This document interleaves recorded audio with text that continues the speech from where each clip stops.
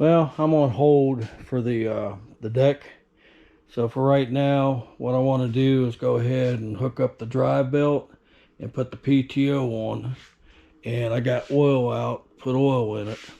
But before we get that far, we're going to check the adjustments on the PTO.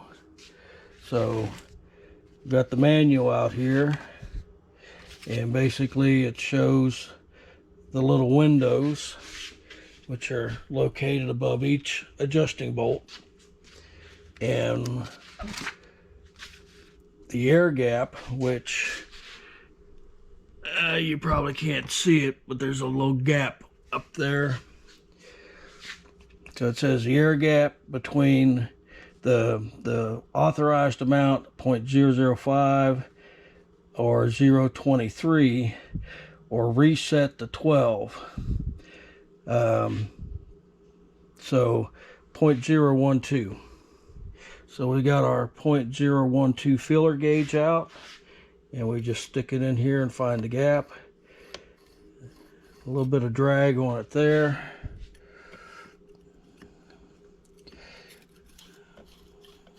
Not quite so much drag there. Find the gap. And this one might need adjusted. Let me put you down a minute. Yeah, just had to get the angle right. Not too much drag there. I think I just need to back this one off just a hair. It's got a little bit there. Let me do that. Yeah, it doesn't take much. Just a, yeah, it feels about like the other ones.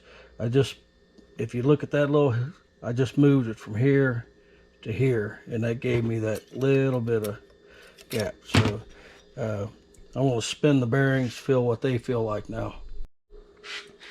So it's just got a little bit of drag on it. I may open them up just a little bit more.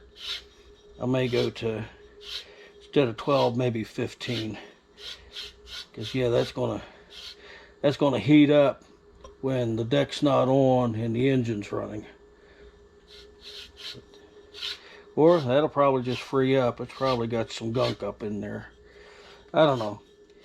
That's where I've always had it set. Never had a problem with it. So it was close to 12. So that's what the book specs. All right, let's get it put on.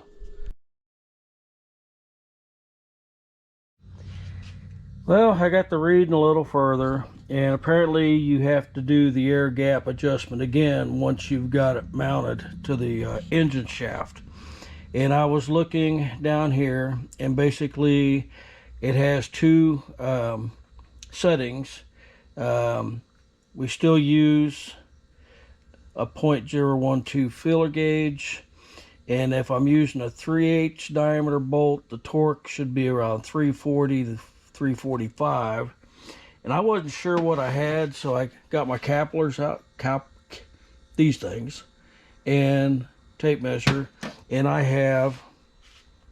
it's a 7/16 diameter bolt, and the tightening torque of this bolt should be 50 to 55 pounds, grade 5 or 8, and I believe that's a grade 5. So that's the bolt that was on the engine to begin with. So I got to figure out how we're going to torque 50-55. I was thinking about using the impact, but it cautions about over torquing. So yeah, I got to figure out how to hold the engine still while I torque this with the regular torque wrench. So I've seen people push rope into the spark plug hole. I don't really care for that. So I took the top screen off. This is an 1.25 inch socket. I really need an impact that size, and a little breaker bar. So I'm gonna call my grandson in to hold that while I go down there and use the torque wrench to torque the bolt on. So that should work just fine. Okay, so off camera, I went ahead and got this belt installed. This is the drive belt. Like I said, I had to remove these guides or push them out of the way because this pulley just basically it's floating on the shaft. It is keyed. So the next step is now to put the PTO on, and the PTO plugs there.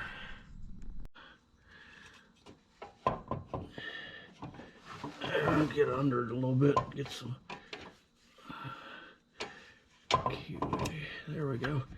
All right, now we'll push up, get this bolt started. New lock washer. All right. Now, use this.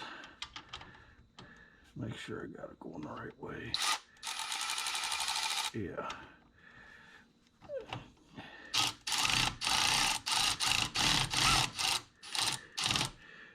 I want to make sure. Okay.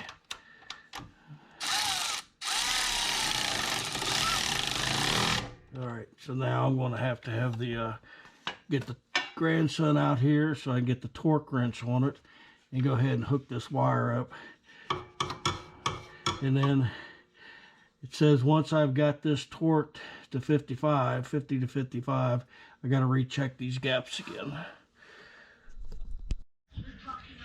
And we just went over how to set the torque wrench, so what I'm going to need Logan to do is hold this big top bolt.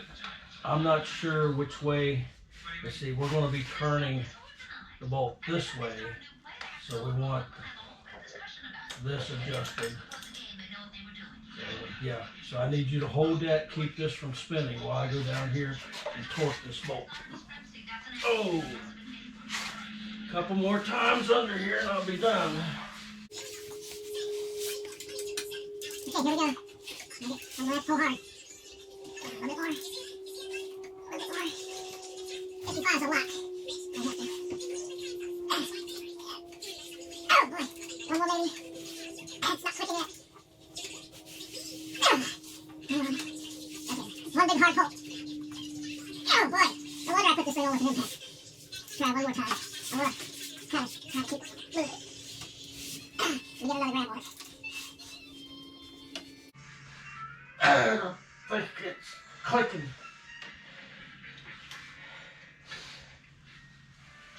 There, it clicked. Okay. Whew. Yeah. That's on there. Oh, man. Okay. Yeah, here, you want help up? Let me get halfway here. Okay. I gotta do it this way. Wow. 55 foot-pounds is pretty tight. Yeah, this back one was really hard, but I've got it. It's right there on 12. So, yeah, I couldn't get to that bolt. I kept getting my shoulder stuck. So now I ended up loosening them up a little bit. That one needs tightened up a little bit. Yeah, I had to bend my old feeler gauge. And I can't get it. Yeah. All right, I'm going to finish this up. I need two hands. Well, while I was up on jacks, I went ahead and greased the front end and the wheel bearings. So, yeah, I use this. It contains zinc, and it's really thick. So basically, we have nothing in there right now. Now, I don't add much because this stuff, like I said, is thick. As you'll see, I put it in first, and yeah, here it comes. And just about that much. All right, and I'll get the oil in it, and we'll get her up to the full mark on the dipstick. So the oil I was gifted also contains zinc. It's 30 weight straight. And then tomorrow I'm gonna run to town and get some gas, and we may get a first start out of it tomorrow. I also need to exchange that belt and pick up some fishing tackle for our Saturday fishing trip. So, yeah, thanks for watching.